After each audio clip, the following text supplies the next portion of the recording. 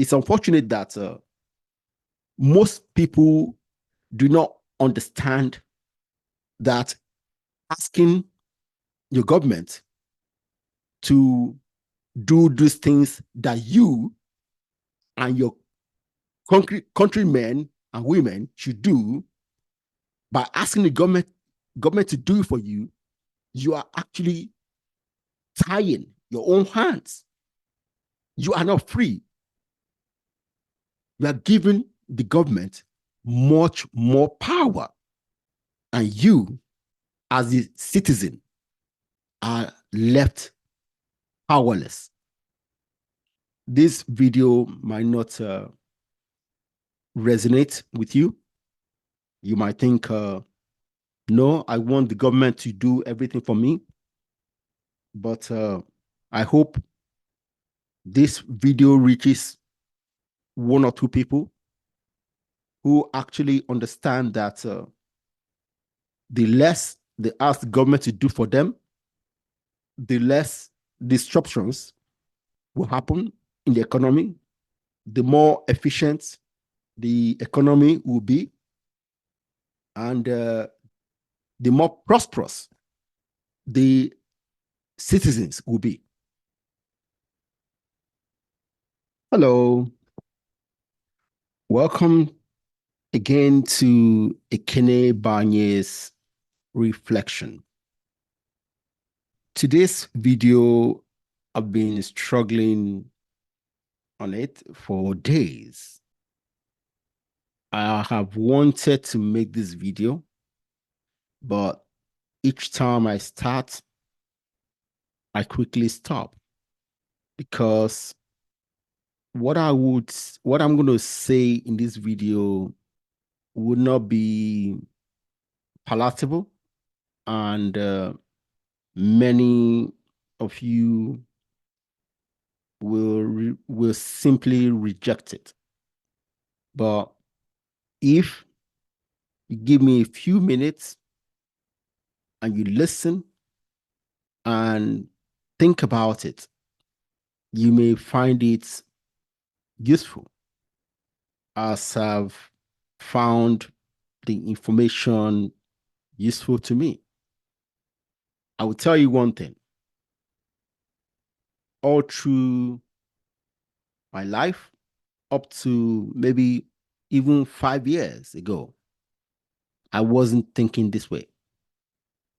Yeah.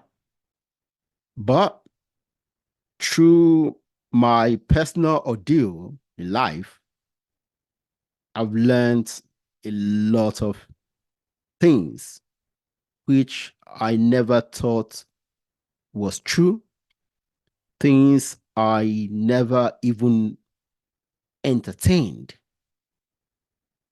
Now I see it clearly, and I ask myself, wow, how did I miss it for more than 40 years of my life?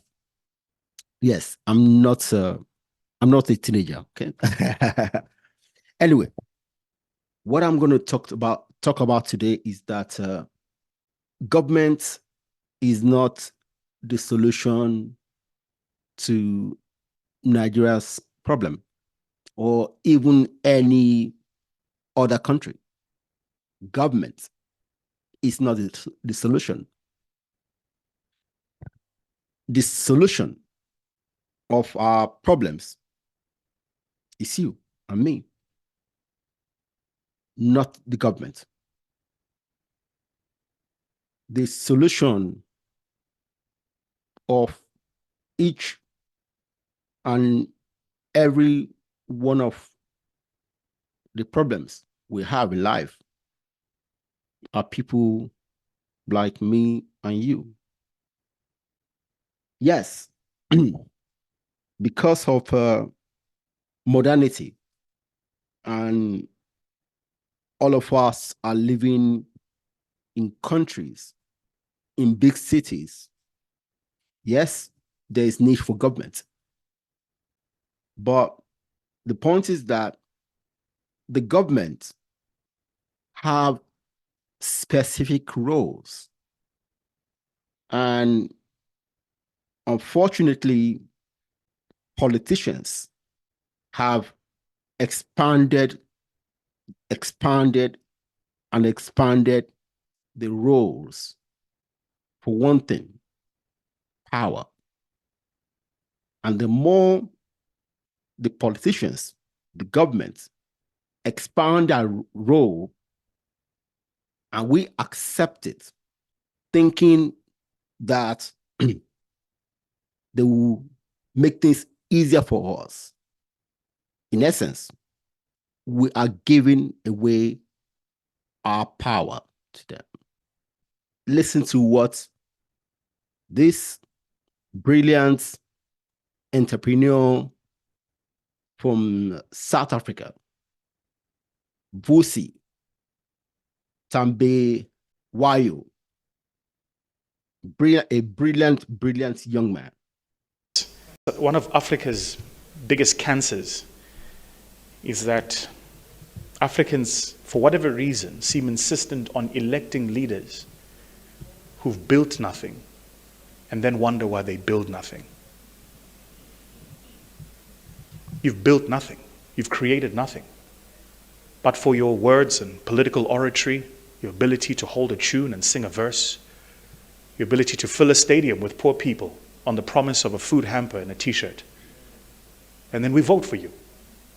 And we wonder why you don't know how to build roads or houses or balance a budget or just make sure that crime and law and order is in place.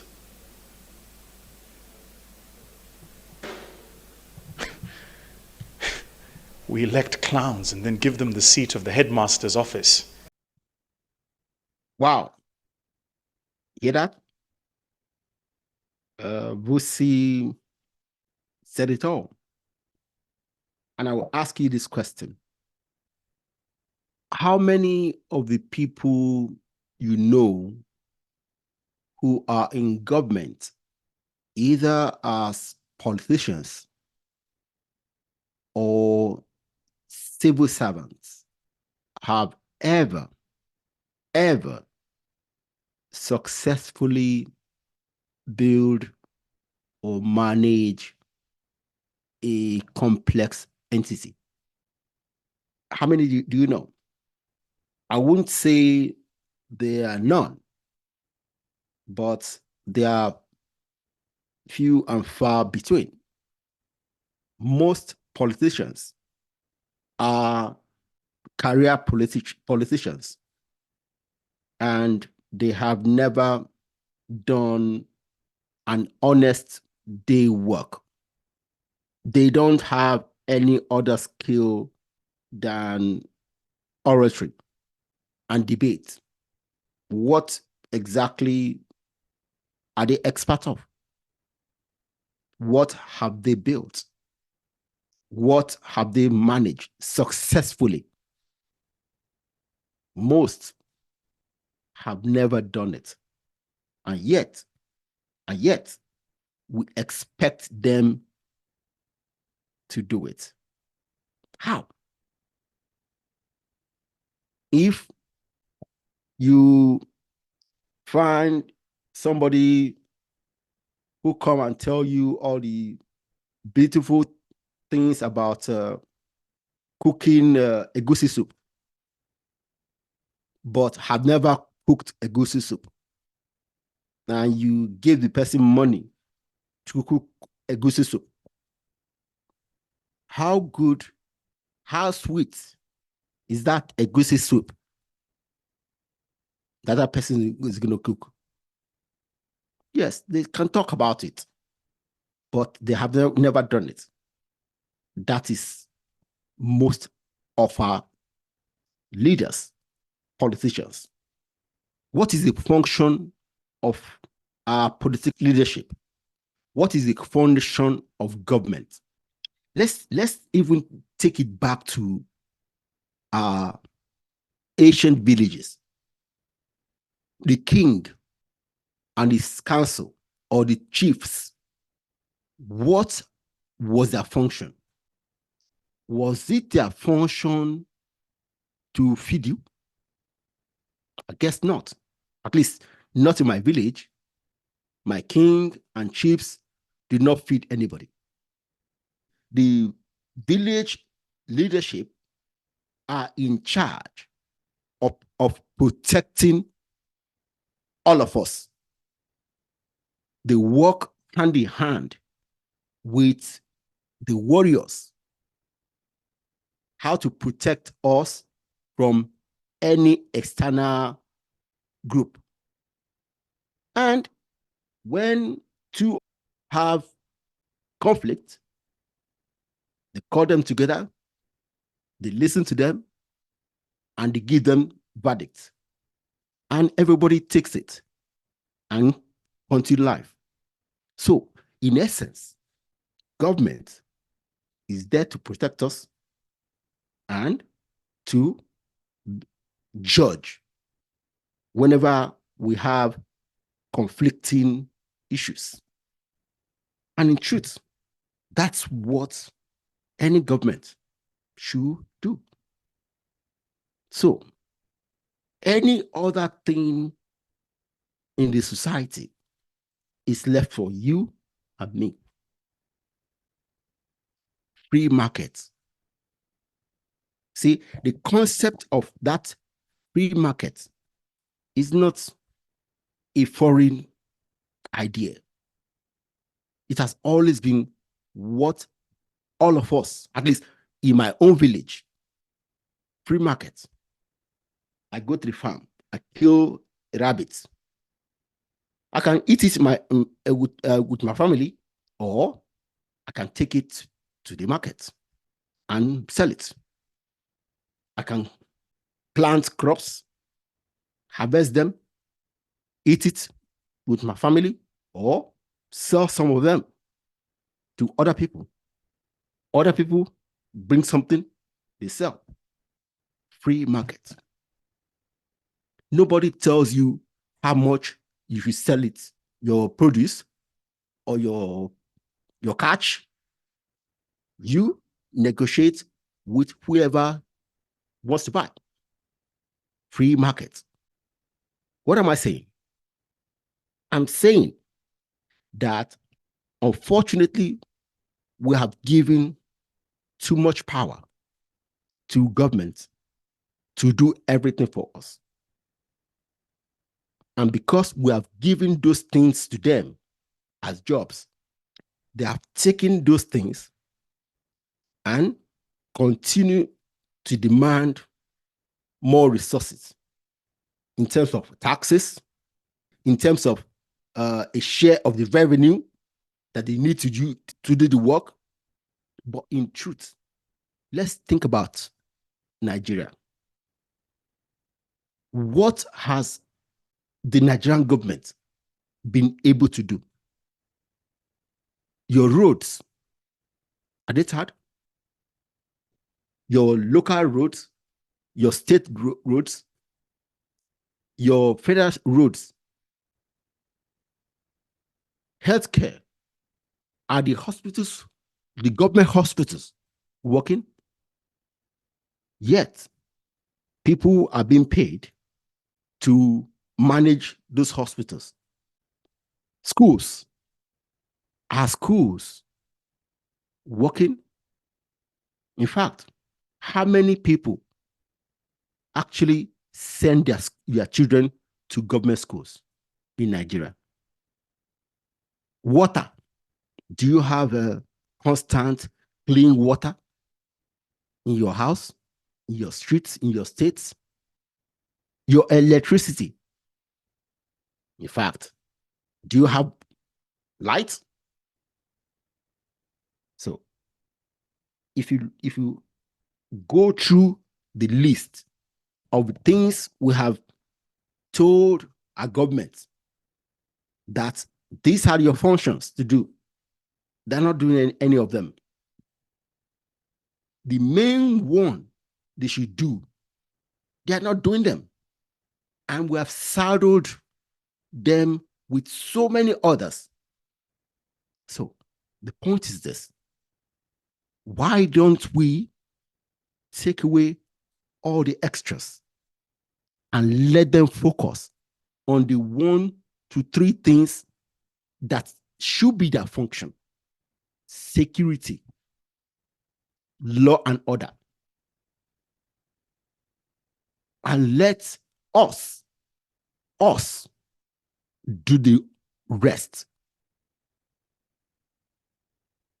See, it might sound very strange to you, but this is what we must do. Unfortunately, because we have given them all these things to do for decades, and they have been using it to get money, to siphon money, to get rich, they're not going to give them up. So that's the problem now, to make them give up all these things. But if they don't give those things up, they will never work. And you and me will continue to suffer.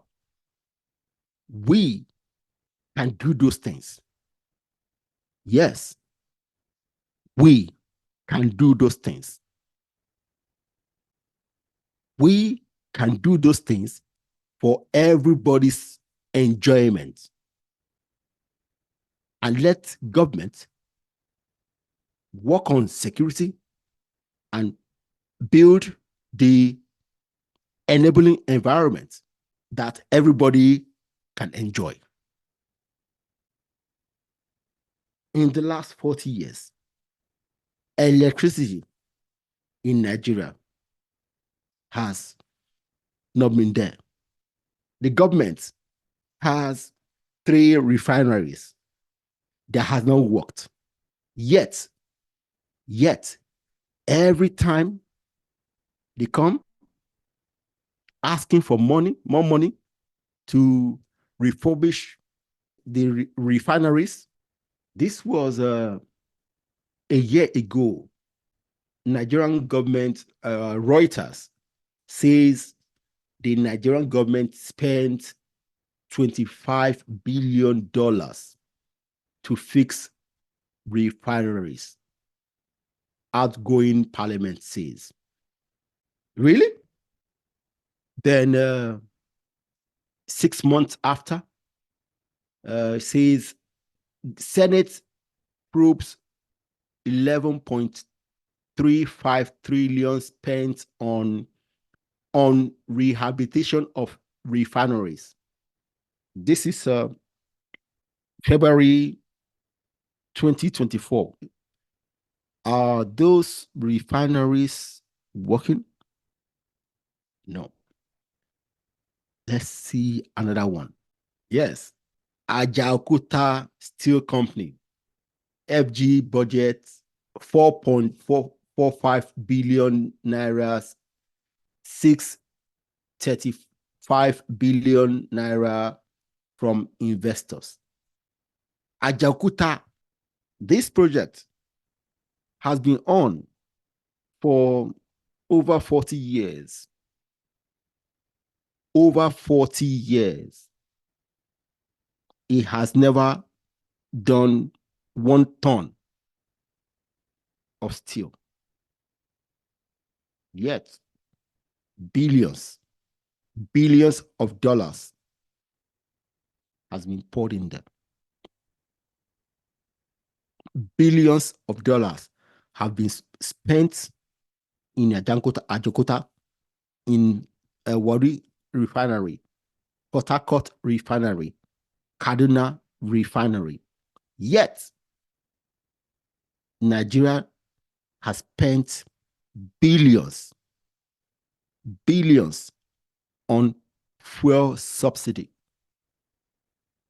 Billions on fuel subsidy for the importation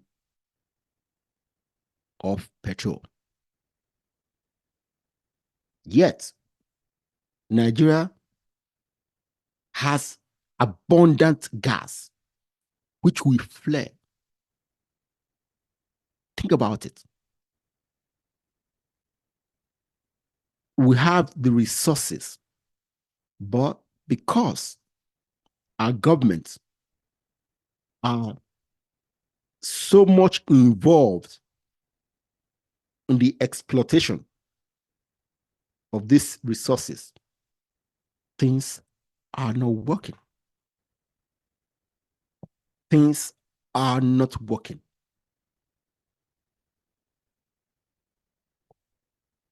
And because this new administration now have removed fuel subsidy and have floated the exchange rates, things are difficult in the country. Well, see, people are crying, are angry, and blaming the government administration for everything in the books. Well, even if I was in Nigeria, yes, I may not have, most likely would not have voted for Ahmed Tinubu for president, but he's the president. The decision removing the fuel subsidy is the right thing to do. Most of our economists have been saying it for years, and the same thing I've been saying myself. I've been arguing these things with my father, who was a government employee. Unfortunately, just like I asked before, how many civil servants understand these things? He was a senior civil servant, but I will say this: he has never generated any of the money his department spends. Like any other government entity, they were given the money. They don't know how to generate income.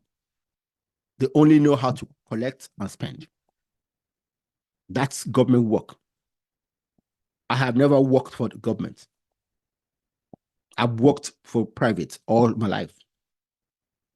And I know how to generate income. And that's what we need. Dr. Olumide Emmanuel says something about that, and I want you to listen to it. It's very, very important for us to realize that the situation is very there.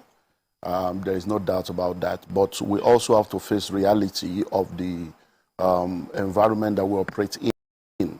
So the first thing I want us to understand is that it's not going to get better, so that we'll not keep having these unrealistic expectations. If you look back at our democracy since 1999, we have never had a better government. So go think back 23 years. It keeps getting worse. It keeps getting worse. It has never gotten better. So we need to have that reality behind us while we are looking at the future. Because see, life is lived forward but understood backwards. We have never had a better government. So to believe or expect that, oh, this one will be better than the former one, you're going to be setting up yourself for trouble. So that's number one mindset you need to have. It's not going to get better. Even when we look at it prophetically, darkness will cover the earth, gross darkness the people. So it's not going to get better. But we're going to go through what has happened with this new government is that they are making the right decisions. Now, the right decisions they are making is going to make things tougher. But if we are able to weather the storm, there is light at the end of the tunnel. With reference to subsidy, I wish that with reference to subsidy, we have all accepted the 2012 verdict. Because Sanusi was crying. Was it Okonjo Iweala? They were all crying. They gave us the figures. But this same APC government and many other people were against them. Today now, some people are fighting. This subsidy is a fraud. We all know it has to go. So anyone that is saying they should not remove subsidy, you are not being realistic. Because we are at the bottom of the bottom of the bottom. So subsidy must go. The challenge is always, should it go now? What do we need to put in place before it go? All those are stuff we will discuss with time. But that it must go, it has gone. Number two, the floating of the dollar. It's a good decision. But one thing we need to understand is that there's what we call the gestation period for every policy. When a policy is made, it takes between 6 months to 2 years all other factors being considered before the benefit of that policy begins to come. So all these ones we think things are tough. It's not tough. We have not started. So don't even disease, you have not started, because we are just less than 2 months in the policy now. So it is when the policy goes through its gestation period. So for the fuel subsidy, for instance, it's going to go higher and higher. Then when all the fuel that people that have given licenses have come in, then it can begin to go down. But don't forget that we don't have any refinery. We have not been able to have one refinery in almost 40 years. Yet an individual did one in less than 4 years. Another one is doing one now that will be ready in another 4 years. It shows that we are not ready. So for you to be expecting that government will do something for you, you are fooling yourself. Wow. The government is not there to help you. So you have to think of how to help yourself, which is where survival strategy now comes in. So you hear that? It's going to be a tough time. A tough time. But like I said, this is a good decision. You may not agree with it, but think about it. What is the alternative? Keep the fuel subsidy. Let those who have been taking advantage of it continue pegging the rates of the dollar, while people continue importing all manner of things, and the country continue artificially pegging the dollar. Whenever we decide to unpeg it, to float the dollar, for our current currency, the law of demand and supply will kick in. And what is happening now will happen, except we have started doing a lot of exporting to earn foreign currencies. The only product that our country exports actually is oil. And we have been far, far below the level of production that we should be producing for so many other reasons, including security, which should be the work of the government to make sure the country is secure. So we saddle our government with so many other functions. They're not able to cope. They can't do their primary function, and they can't do all these other things we're asking them to do. Do other governments not do it? Well, the other governments do it too. But the point is this. It's unfortunate that most people do not understand that asking your government to do these things that you and your countrymen and women should do, by asking the government to do it for you, you are actually tying your own hands. You are not free. You are giving the government much more power, and you, as the citizen, are left powerless. See, like I said at the beginning, this video might not resonate with you. You might think, no, I want the government to do everything for me. But I hope this video reaches 1 or 2 people who actually understand that the less they ask the government to do for them, the less disruptions will happen in the economy, the more efficient the economy will be, and the more prosperous the citizens will be. The less corruption will be in that country. Because asking the government to do all these things, they're not built for. The government and its employees are not knowledgeable enough to do. They don't have the skills. The less we saddle them with these things, the more efficient our country will be, the more prosperous, the more innovative it will be, because we leave those people who are skilled to do those things to do them, and let the free market work.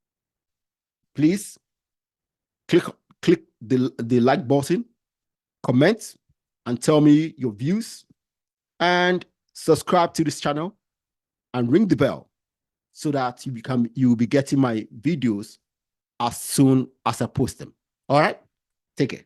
Bye-bye.